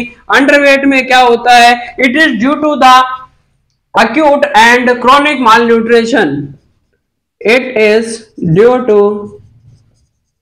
acute and chronic malnutrition। acute और chronic malnutrition की वजह से देखने को मिलता है तो उसे नाम दिया जाता है कि यहाँ पर अंडरवेट होगा। बात करते हैं अगर न्यूबॉर्न में जिसका कि क्या है chronic malnutrition है तो it is due to chronic malnutrition. अगर किसी बच्चे में क्रोनिक मालन्यूट्रिशन है तो उसकी वजह से जो देखने को मिलती है कमी उसे नाम दिया जाता है स्टंटिंग के नाम से जानते हैं। तो वास्टिंग क्या होती है, वास्टिंग का मतलब होता है अक्यूट मालन्यूट्रिशन की कमी से होने वाली डेफिशिएंसी को वास्टिंग कहेंगे। इसमें बच्चे में मसल्स में क्या हो जाती है, वास्टिंग हो जाती है, मसल्स होती है बिल्कुल सूख करके कमजोर हो जाती है, बच्चा बिल्कुल बंदर की तरह दिखाई देगा। बात करते हैं अंडरवेट की। तो अंडरवेट होता है अक्यूट एंड क्रोनिक मालन्यूट्रिशन की वजह से देखने को मिलेगा। अक्यूट और क्रोनिक दोनों टाइप का मालन्यूट्रिशन है तो उसका वजन होगा वो कम रहेगा। बात करते हैं स्टंटिंग की। स्टंटिंग का मतलब होता है शॉर्ट स्टेचर, शॉर्ट स्टेचर का मतलब होता है जिसकी हाइट है वो कम देखने को मिलेगी। तो अगर किसी पर्सन में या किसी बच्चे में क्रोनिक मालन्यूट्रिशन था, पैदा हुआ था तब से इसमें मालन्यूट्रिशन था या उसमें न्यूट्रिशन की कमी रख दी है माता पिता ने, तो उसकी जो हाइट होगी वो कम देखने को मिलेगी। बच्चा होगा शॉर्ट स्टेचर का, माइकल मैजिकल की तरह, मिजेड्स की तरह देखने को मिलेगा, सर्कस का कलाकार की तरह देखने को मिलता है। क्रोनिक मालन्यूट्रिशन की वजह से देखने को मिलेगा। तो तीन टर्म इसमें यूज की जाती है। बात करते हैं जो मोस्ट अप्रूव्ड ग्रोथ चार्ट था वो किसने दिया था, तो most approved growth chart is given by David Morley. तो डेविड मॉर्ले थे, ये डेविड मॉर्ले एक ऐसे भाई साहब है जिन्होंने कि क्या दिया है, सबसे अच्छा ग्रोथ चार्ट के बारे में बताया था। तो most approved growth chart given by the David Morley, David Morley ने सबसे अच्छा और अप्रूव्ड ग्रोथ चार्ट दिया था। तो यहाँ पर सबसे एग्जाम में क्वेश्चन पूछा जाए कि सबसे अच्छा और अप्रूव्ड चार्ट किसने दिया था ग्रोथ चार्ट, तो भाई साहब का नाम लेना है, डेविड मॉर्ले के बारे में बताना है कि डेविड मॉर्ले का जो ग्रोथ चार्ट था वो क्या है, सजेस्ट किया था इन्होंने, और सबसे अप्रूव्ड ग्रोथ चार्ट था। तो यहां पर आगे बढ़ते हैं कि माल न्यूट्रिशन के क्लासिफिकेशन के बारे में पढ़ेंगे कि क्लासिफिकेशन क्या क्या होता है माल न्यूट्रिशन का। तो माल न्यूट्रिशन के क्लासिफिकेशन, तीन टाइप का क्लासिफिकेशन दिया गया है। फर्स्ट टाइप का आता है गोमेज क्लासिफिकेशन। सेकंड नंबर की बात करें तो यहां पर वेलकम ट्रस्ट क्लासिफिकेशन देखने को मिलेगा, और वाटरलॉ क्लासिफिकेशन। तो क्लासिफिकेशन था माल न्यूट्रिशन का, तीन टाइप में इसको डिवाइडेड किया गया है। फर्स्ट जो क्लासिफिकेशन था गोमेज क्लासिफिकेशन है, जो मेनली यूज करते हैं, बात करते हैं इसके बाद में वाटरलॉ के बारे में और वेलकम ट्रस्ट क्लासिफिकेशन के बारे में। तो यहां पर अपन तीन टाइप के माल न्यूट्रिशन के क्लासिफिकेशन के बारे में पढ़ने वाले हैं। तो हेडिंग लिखिए आप, classification of mall nutrition. Mall nutrition का क्या क्लासिफिकेशन होता है इसके बारे में पढ़ेंगे। तो तीन टाइप के इसके क्लासिफिकेशन है, आपको सबसे पहले लिखना है यहां पर गोमेज क्लासिफिकेशन। गोमेज क्लासिफिकेशन के बारे में बात करते हैं सेकंड नंबर पे। तो सेकंड नंबर का जो क्लासिफिकेशन है वाटर लॉ क्लासिफिकेशन।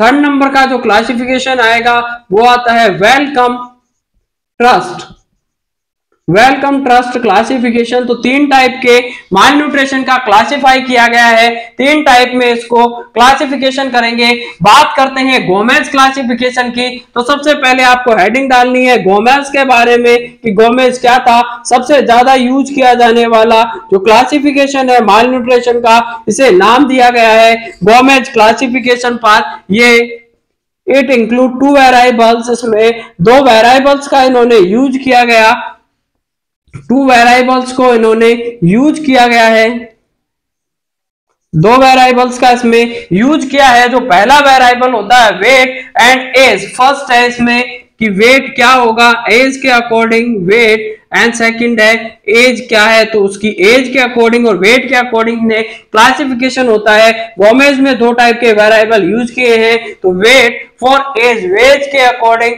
वेट क्या है तो उसमें लिखना है आपको कि वेट फॉर एज, जैसे बच्चे की एज बढ़ रही है उसके अकॉर्डिंग उसका वेट बढ़ रहा है या नहीं बढ़ रहा है, तो उसके लिए जो क्लासिफिकेशन दिया गया उसे नाम दिया गया Gomez classification. Weight for age क्या होगा, और कब माल न्यूट्रिशन कहोगे तो आपको एक साइड में लिखना है वेट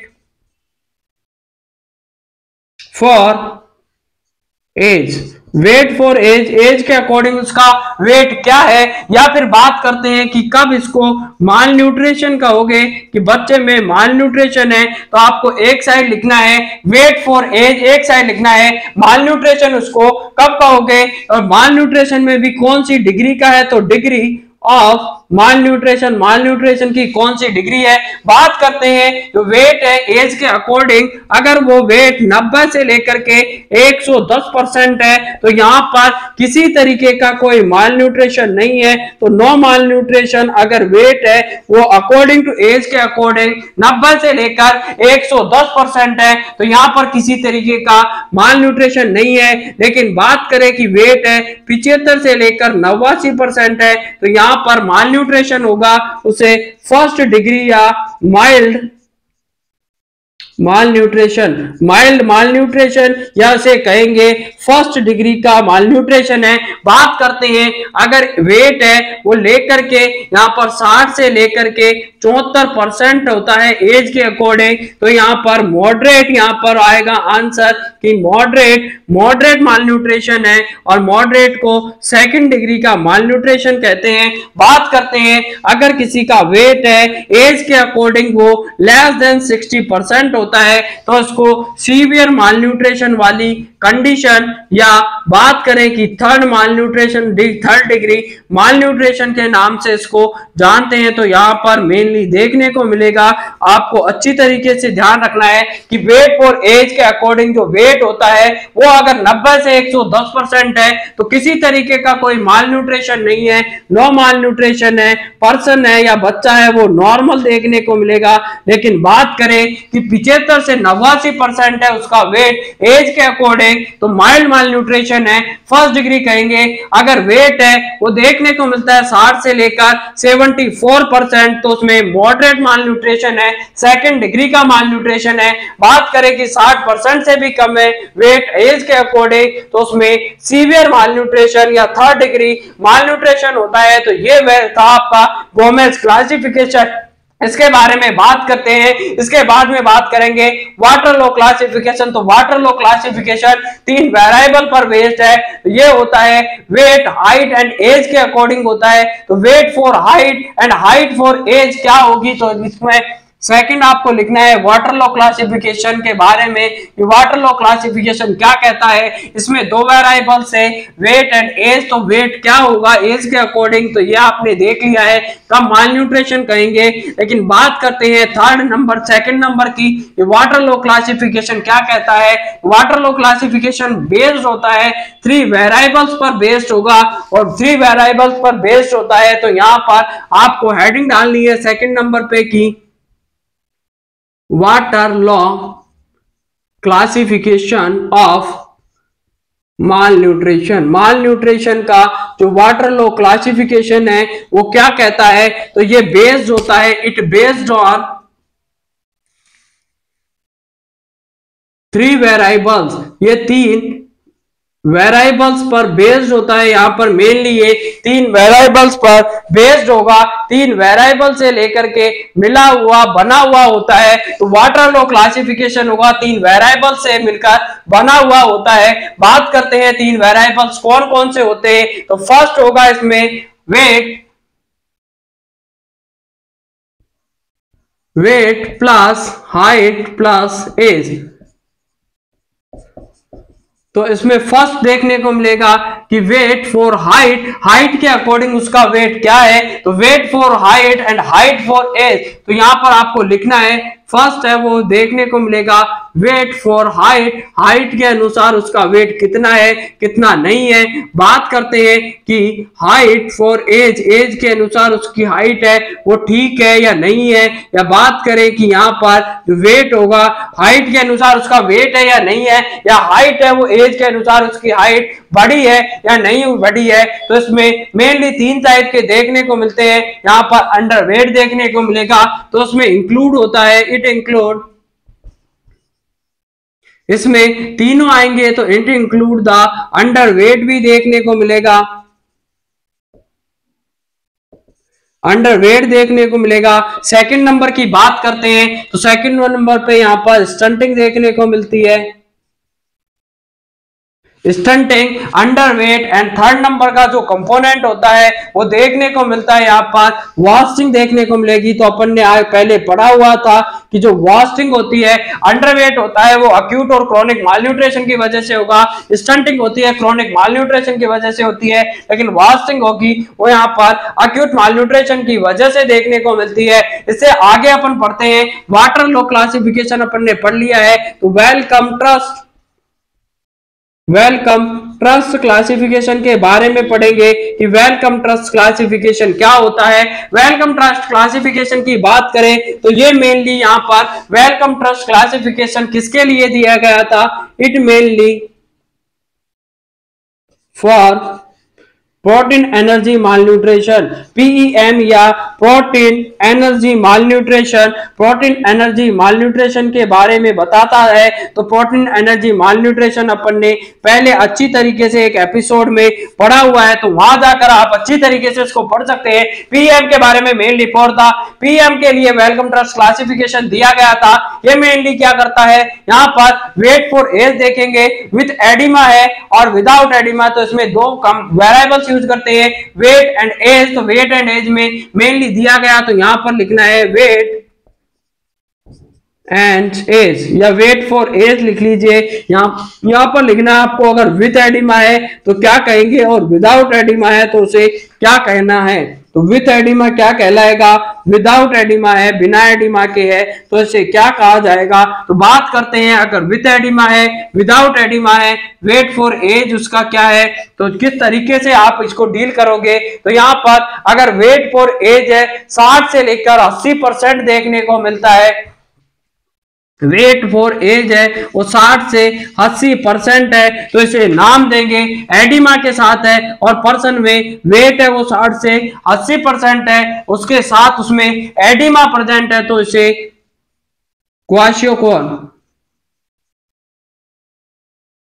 क्वाशियोकोर के नाम से जानेंगे। अगर मान लीजिए विदाउट एडिमा है तो उसे अंडरवेट नाम दिया जाएगा। बात करते हैं, अगर जो इसका वेट है बच्चे का या न्यूबॉर्न का वो लेस देन 60% है, विद एडिमा के साथ है तो इसे नाम देंगे मरासमिक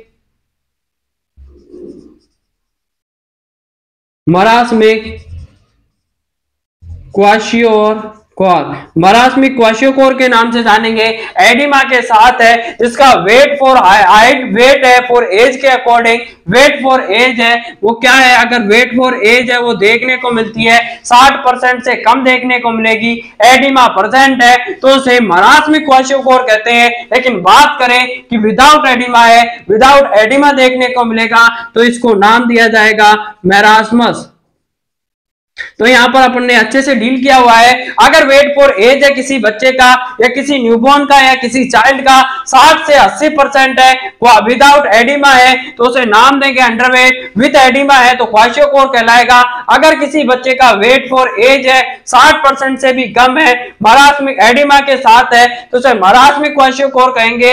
अगर है विदाउट एडिमा, अगर 60% से कम वेट देखने को मिलता है तो उसे मरासमस के नाम से जानते हैं। तो यहाँ पर अपन ने पढ़ा हुआ है, पहले पढ़ा दिया है कि यहाँ पर मिड अपर आर्म सरकमफेरेंस होता है, बेस्ट इंडिकेटर होता है न्यूट्रिशनल असेसमेंट के लिए। बात करते हैं बर्थ वेट का असेसमेंट करना है तो बेस्ट इंडिकेटर होगा वो देखने को मिलता है चाइल्ड का या बर्थ का वेट होगा। बात कर लेते हैं इसके बाद में अंडर 5 क्लिनिक के बारे में और BFHI के बारे में, बेबी फ्रेंडली हॉस्पिटल इनिशिएटिव के बारे में। बहुत इंपॉर्टेंट क्वेश्चन रहने वाला है तो आप इसको ज्यादा से ज्यादा शेयर करते रहिए और इस क्लास को आपकी तरफ फैला करके अपने और अपने जो भी चाहते हैं उनके सपनों को साकार करने की बारी है। अब अपने को मेहनत से पीछे नहीं हटना है, जितनी जी तोड़ मेहनत करनी है आप अभी कर सकते हैं क्योंकि अभी एग्जाम की बाढ़ आई हुई है। यहाँ पर वैकेंसी है वो दिनादिन बढ़ती हुई आती जा रही है, बहुत सी वैकेंसी है जो कि आने वाली है, बहुत सी वैकेंसी अभी आई हुई है तो आपको अपने सपनों को साकार करना है। आगे बढ़ते हैं,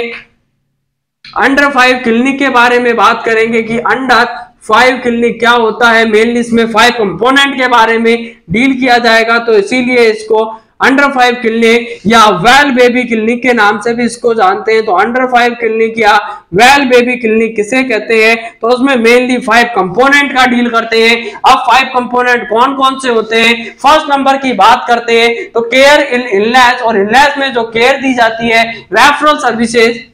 तो बात करें केयर इन इलनेस, जिसे रेफरल सर्विसेज प्रोवाइडेड करवाते हैं, जैसे रेफर वगैरह करते हैं हॉस्पिटल में, रेफरल सर्विसेज हो गई। बात करते हैं सेकंड नंबर पे, अगर मान लीजिए आप कम्युनिटी हेल्थ ऑफिसर है और आपके सब सेंटर पर या हेल्थ एंड वेलनेस सेंटर पर कोई आता है, अगर उसमें सीवीटी है तो उस केस को रेफर करेंगे और रेफरल सर्विसेज केयर इन इलनेस की केयर करेंगे और उसको तुरंत आपको रेफर कर देना है। सेकंड नंबर पे बात करते हैं कि बच्चे में क्या करनी है, ग्रोथ की मॉनिटरिंग करनी है, ग्रोथ मॉनिटरिंग करनी है। बात करते हैं प्रिवेंटिव सर्विसेज के बारे में और प्रिवेंटिव केयर में आता है यहाँ पर मेनली यहाँ पर बात करेंगे इम्यूनाइजेशन है वो प्रिवेंटेबल है, यानी जो डिजीज से प्रिवेंशन करने के काम आता है, प्रिवेंटिव केयर में आएगा। बात करते हैं जो बीच वाला यहाँ पर ट्रायंगल देखने को मिलता है रेड और किस कलर का, रेड कलर का, या फिर बात करते हैं यहाँ पर मेनली येलो रेड और पिंक कलर का जो ट्रायंगल देखने को मिलेगा वो बताता है बीच वाला ट्रायंगल फैमिली प्लानिंग के बारे में। फिफ्थ नंबर पे आता है कि यहाँ पर हेल्थ एजुकेशन के बारे में डिस्कस करते हैं तो यह मेनली 5 कंपोनेंट्स होते हैं जो इसमें यूज किए जाते हैं। तो यहाँ पर अपन बात कर लेते हैं सबसे पहले कि अंडर 5 क्लिनिक में क्या क्या देखने को मिलता है। अंडर 5 क्लिनिक की अपन बात करते हैं तो केयर इन इलनेस जैसे रेफरल सर्विसेज होगा, बच्चे की ग्रोथ की मॉनिटरिंग की जाती है। थर्ड नंबर पे बात करेंगे प्रिवेंटिव केयर या इम्यूनाइजेशन के बारे में, प्रिवेंशन कैसे कर सकते हैं एक्सीडेंट को, कैसे आप जो भी होने वाली जो सेक्सुअल ट्रांसमिटेड डिजीज है उनका कैसे आप जो यूज कर सकते हैं कॉन्डोम्स या बैरियर मेथड का और उनको होने से प्रिवेंट कर सकते हैं, उन सभी के बारे में बताएगा। फैमिली प्लानिंग किस तरीके से आप कॉन्ट्रासेप्शन का यूज करके आप अपनी फैमिली की प्लानिंग कर सकते हैं। बात करें हेल्थ एजुकेशन के बारे में तो हेल्थ एजुकेशन किस तरीके से देंगे, तो यहाँ पर आपको मेनली समझना है। यहाँ पर मेनली आपको पहले 2 ट्रायंगल बनाने हैं, एक बड़ा ट्रायंगल बनाना है उसके बीच में, तो यहां पर आपने 2 बड़े ट्रायंगल बना लिए हैं। 2 ट्रायंगल बनाने के बाद सबसे बाहर वाला ट्रायंगल है ये बताता है हेल्थ एजुकेशन के बारे में बताएगा।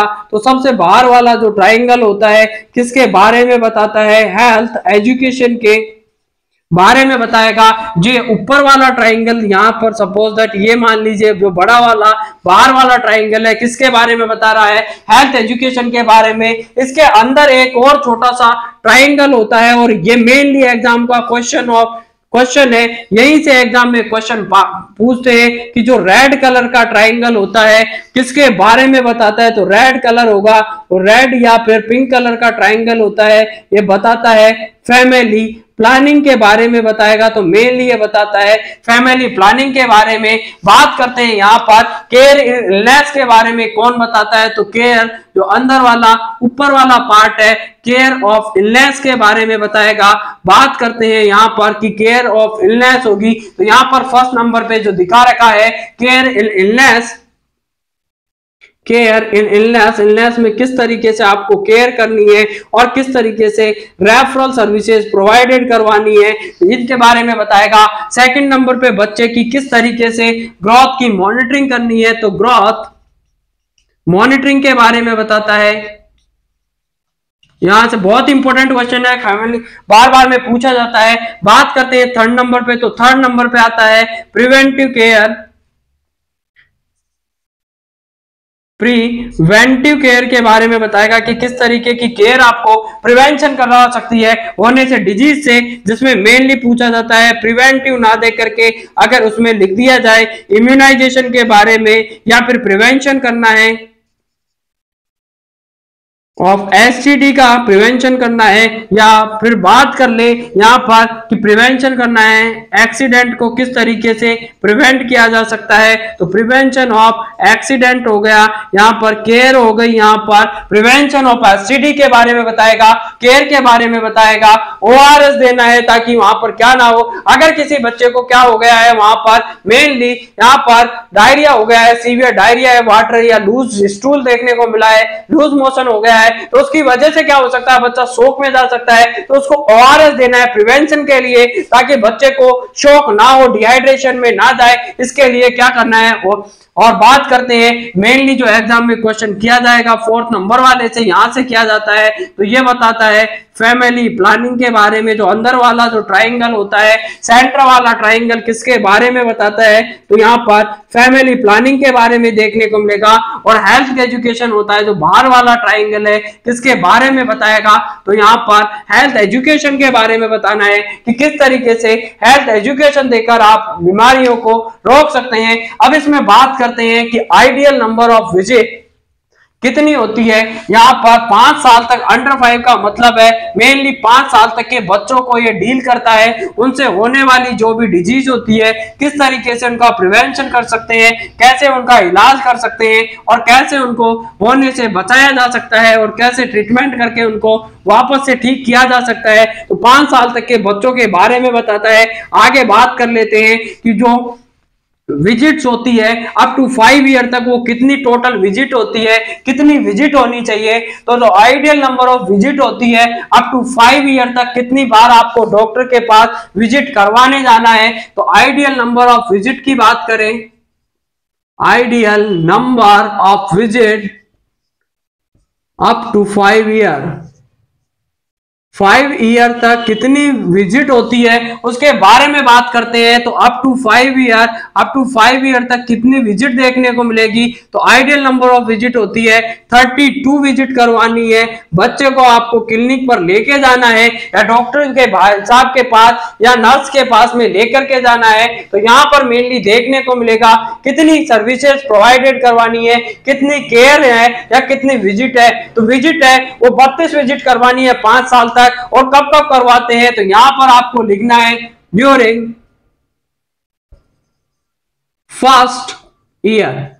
First year of life. बच्चा है वो इन्फेंट एज का है, 0 से लेकर के 1 ईयर तक का जो बच्चा होता है फर्स्ट ईयर ऑफ लाइफ की बात कर रहे हैं इन्फेंसी में। तो यहाँ पर बच्चे को विजिट करवानी है, एवरी मंथ विजिट करने जाएगा बच्चा, एवरी मंथ लेकर जाओगे। तो टोटल कितनी विजिट हो गई एक साल में, 12 विजिट हो गई है। तो यहाँ पर आप काउंटिंग करते रहिए, टोटल 32 में गिना करके रहूंगा।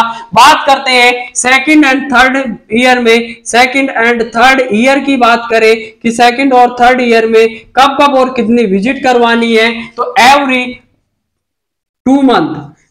2 मंथ में यहां पर विजिट करवानी है। तो एवरी 2 मंथ में जब विजिट करवाओगे तो यहां पर टोटल मंथ हो चुके हैं 24 मंथ हो गए। तो 24 में टोटल जो विजिट रहने वाली है आपकी यहां पर, तो टोटल एवरी 2 मंथ में कराओगे सेकंड एंड थर्ड में तो 24 महीने हो गए। 24 में से 6 और 6 कितनी हो गई, 12। तो 12 विजिट यहां पर देखने को मिलेगी। कितनी हो गई है, 12 और 12 24। बात करते हैं फोर्थ एंड फिफ्थ ईयर में कि फोर्थ एंड फिफ्थ ईयर में कितनी कितनी विजिट होनी चाहिए। तो एवरी 3 मंथ, प्रत्येक 3 महीने में विजिट करवानी है। तो एवरी 3 मंथ आप बच्चे को लेकर जाओगे तो यहाँ पर टोटल विजिट होगी वो 8 हो गई, एक साल में 4 होगी क्योंकि 3 महीने में करवा रहे हैं। 4 थी 12, तो 4 और 4 कितनी हो गई, 8 विजिट। तो अभी इसको पूरे को टोटल कर लीजिए, 12 12 24 और 24 और 8 कितने होते हैं यहाँ पर टोटल 32 विजिट हो गई है। तो टोटल 32 विजिट करवानी है। यह आपका अंडर 5 क्लिनिक या वेल बेबी क्लिनिक है, कंप्लीट हो गया है। इसके बारे में आगे बात करते हैं। इसके बाद में अपन बात करेंगे BFHI के बारे में कि BFHI क्या होती है। BFHI का फुल फॉर्म होती है वो लिख लीजिए, baby friendly hospital, baby friendly hospital initiative. तो बेबी फ्रेंडली हॉस्पिटल इनिशिएटिव का बेबी फ्रेंडली हॉस्पिटल इनिशिएटिव इसका फुल फॉर्म होता है। बात करें कि ये किसने दिया था तो ये दिया था WHO बाई BFHI को किसने दिया तो introduced by the WHO। WHO का मतलब होता है World Health Organization and UNICEF ने दिया था। यूनिसेफ क्या है, ये दोनों ही क्या है, इंटरनेशनल एजेंसी होती है। वर्ल्ड हेल्थ ऑर्गेनाइजेशन जो कि 7 अप्रैल 1948 को एस्टेब्लिश हुआ। यूनिसेफ की बात करते हैं, यूनिसेफ का मतलब होता है, तो दोनों ने इसको दिया था। तो यहाँ पर यूनिसेफ के बारे में पढ़ेंगे, WHO के बारे में जब भी अपन हेल्थ एजेंसी पढ़ेंगे, इंडियन और इंटरनेशनल और नेशनल हेल्थ एजेंसी के बारे में, तब इन दोनों के बारे में अपन अच्छी तरीके से डील करेंगे। तो यहाँ पर याद रखना है आपको कि यहाँ पर यूनिसेफ ने और किसने दिया था, United Nation International child emergency fund. तो यहाँ पर बात कर ले कि यूनिसेफ का फुल फॉर्म क्या होता है, तो United Nation International child emergency fund ने इसको दिया था। तो इसका पूरा नाम है WHO और यूनिसेफ ने इसको दिया। बात करते हैं वर्ल्ड में ये कब आया था, इन वर्ल्ड में कब इसको एस्टेब्लिश कर दिया गया, तो 1991 में ये वर्ल्ड में आया। बात करते हैं इंडिया में कब आया, तो इंडिया में इसको इंट्रोड्यूस करवाया गया इंडिया में 1993 में इंडिया में आया। जबकि बात करें कि यहाँ पर दोनों ही डेट है, आपको याद रखनी है कि इंडिया में आया था 1993 में। वर्ल्ड में इसको किसने भेजा? WHO और यूनिसेफ ने। तो ये भी पूछा जाता है क्वेश्चन एग्जाम में कि BFHI की सबसे पहले फुल फॉर्म क्या होती है? Baby friendly hospital initiative. WHO की क्या होती है? World Health organisation. 7 अप्रैल 1948 को एस्टेब्लिश हुआ। बात करते हैं यूनिसेफ की, United Nation International child emergency fund. इन दोनों ने मिलकर के BFHI को उतारा था मैदान में। 1991 में इसको इंट्रोड्यूस करवाया गया वर्ल्ड में। बात करें इंडिया में कब आया था, तो BFHI इंडिया में आया 1993 में आया था। तो ये क्या करते हैं, यहां पर एक्सक्लूसिव ब्रेस्ट फीडिंग के बारे में बताता है। तो BFHI क्या करेगा, बताएगा किसके बारे में? इट इंट्रोड्यूस्ड द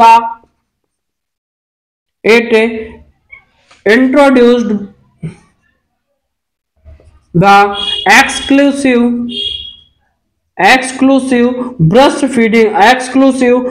फीडिंग के बारे में जानकारी देता है कि बच्चे को क्या करवानी है।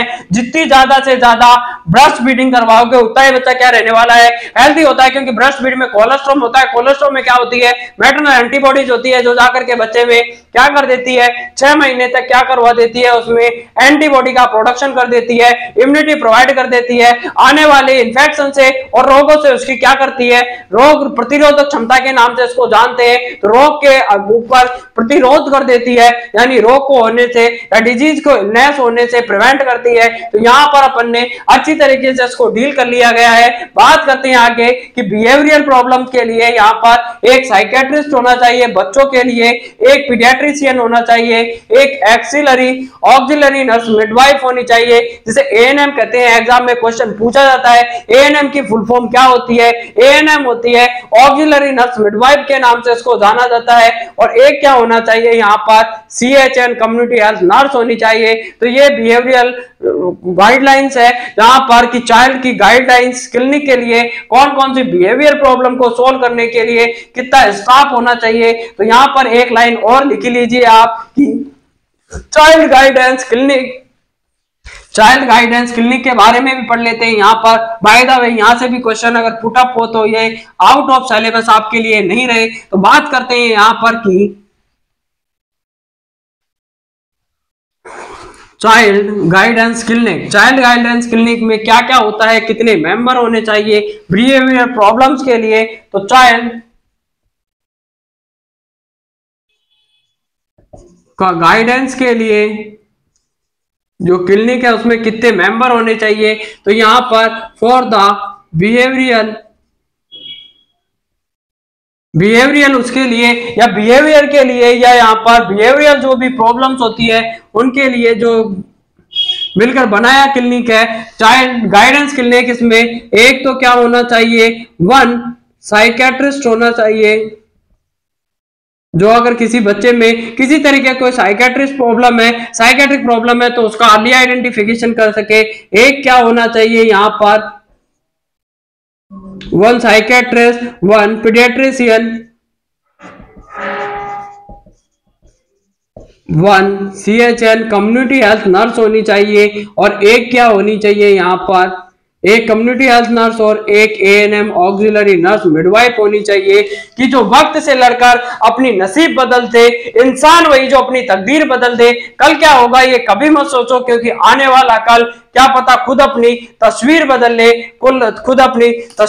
ले। क्या फर्क होता है खुदा और पीर में, क्या फर्क है किस्मत और तकदीर में। मिले कभी है सफलता तो निराश मत होना और सोचना कि कुछ इससे भी बेहतर लिखा था आपकी तकदीर में, कुछ इससे भी बेहतर लिखा था आपकी तकदीर में। तो इसीलिए आपको प्रयास करना है, कंटिन्यू में मेहनत करनी है, क्योंकि सफलता होती है उसका कोई शॉर्टकट नहीं होता है। सफलता एक दिन में नहीं मिलेगी, लेकिन एक दिन जरूर मिलेगी। और उस दिन को देखने के लिए आपको लगातार कंटिन्यू कई दिनों तक आपको मेहनत करनी पड़ती है। तो यहाँ पर अगर वीडियो पसंद आया और क्लास पसंद आई तो लाइक चैनल सब्सक्राइब जरूर करें, बेल आइकन को प्रेस कर ले, ताकि आने वाली हर क्लास की नोटिफिकेशन आपको तुरंत मिल सके। और आने वाली जो भी कॉम्पिटिटिव एग्जाम है उसके लिए अपनी जो तैयारी है उसको जोरों शोरों से यहाँ पर कंटिन्यू रखना है कि रिकॉर्ड वही तोड़ते हैं जिनकी रगों में खून नहीं बल्कि लक्ष्य पाने के लिए जुनून दौड़ता है। तो अपनी रगों में अपने आप को इंटरनल मोटिवेट करके रखिए। इंटरनल मोटिवेशन क्योंकि जरूरी होता है। इसके लिए आपके लिए एक एग्जांपल है कि अगर मान लीजिए कोई अंडा है, किसी एग है, तो एग को अगर आप बाहर से एक्सटर्नल फोर्स लेकर के उसको डिस्ट्रॉय कर देते हैं तो उसके अंदर जो पल रहा बच्चा होता है उसकी जो लाइफ होती है एंड हो जाती है। लेकिन अगर एग है उसमें इंटरनल फोर्स लगेगा और जब अगर उसका जो एग होता है वो ब्रोकन होता है तो उसकी लाइफ होती है वो स्टार्ट होती है वहां से। तो यहाँ पर इसीलिए जब भी लाइफ में कोई बड़ा करना चाहते हैं तो उसके लिए इंटरनल मोटिवेशन होना बहुत ही जरूरी है, क्योंकि एक्सटर्नल मोटिवेशन आपके अंदर दिल और दिमाग में केवल 2 दिन तक रहता है। उसके बाद आपको अंदर से आवाज लाने के लिए इंटरनल मोटिवेशन बहुत जरूरी होती है। तो इंटरनल मोटिवेशन या कुछ बड़ा करने के लिए आपको अपने अंदर एक इंटरनल मोटिवेशन या एक जिज्ञासा या फिर एक क्यूरियोसिटी डेवलप करनी होगी। आज आपने जो सीखा है उससे ज्यादा आपको सीखना है। ऐसा नहीं है कि एक दिन सीख करके रुक जाना है, आपको कंटिन्यू चलना पड़ेगा। और यहाँ पर जो कभी इतिहास गवाह है, जो कभी संघर्ष से परिचित नहीं हुआ, इतिहास गवाह है, वो कभी चर्चित नहीं हुआ। जिंदगी हो या व्हाट्सएप लोग स्टेटस ही देखते हैं, तो आपको अपना स्टेटस मेंटेन करके रखना है, नर्सिंग ऑफिसर बनना है और 80,000 और 1 लाख रुपए की सैलरी आपको लाने के लिए, दिलाने के लिए हम लगातार कंटिन्यू में मेहनत कर रहे हैं। आप अपनी मेहनत को जोरों शोरों से जारी रखना है कि मंजिल को बुलाकर जिया तो क्या जिया, है दम तुझमें तो उसे पाकर दिखा। लिख दे खून से अपने कामयाबी की कहानी और बोल दे उस किस्मत को कि है दम तुझमें तो उसे मिटा कर दिखा, उसे मिटा कर दिखा। तो आज के लिए इतना ही, मिलते हैं नई क्लास में। तब तक के लिए जय हिंद, जय Bharat, love you to all, thanks to all, धन्यवाद।